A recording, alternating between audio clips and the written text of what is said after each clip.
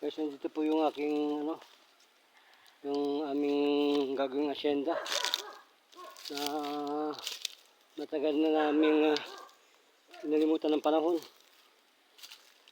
Guys, yan. Aming gagawing bahay pag umuwi dito sa Buwak Marinduque. Malit namin na dampa-dampa. Aming sakahan. Yan guys. Dito kasi napunta yung aking angel dati. Dito ako lumaki sa kabila. Yan ang lukaran namin. Araw. Yan guys. Pupunta tayo sa isang mga ng baboy.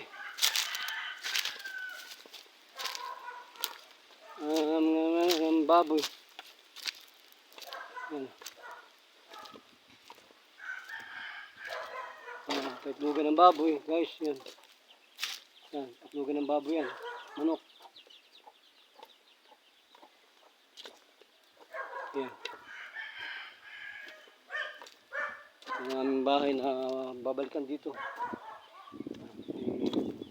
Itikan pa. Meron pa pala kami dito ang kaunting higupan guys. Manukan.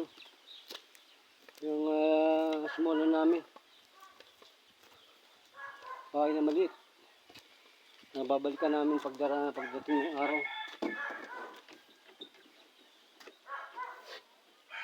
Yan guys. Hindi na ako papasok sa loob. Hindi kami magkakaroon ng magandang buhay pagdatnatanda namin guys.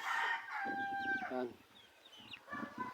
Tanda, dito po kami mamamalagi. Yan. So, paano po? Diyos mabalos. Babalik ulit po tayo ng Manila by March 27. Punta po tayo ng Manila, back to Manila again. Okay. Yan po ang ating mga yan. So, salamat po.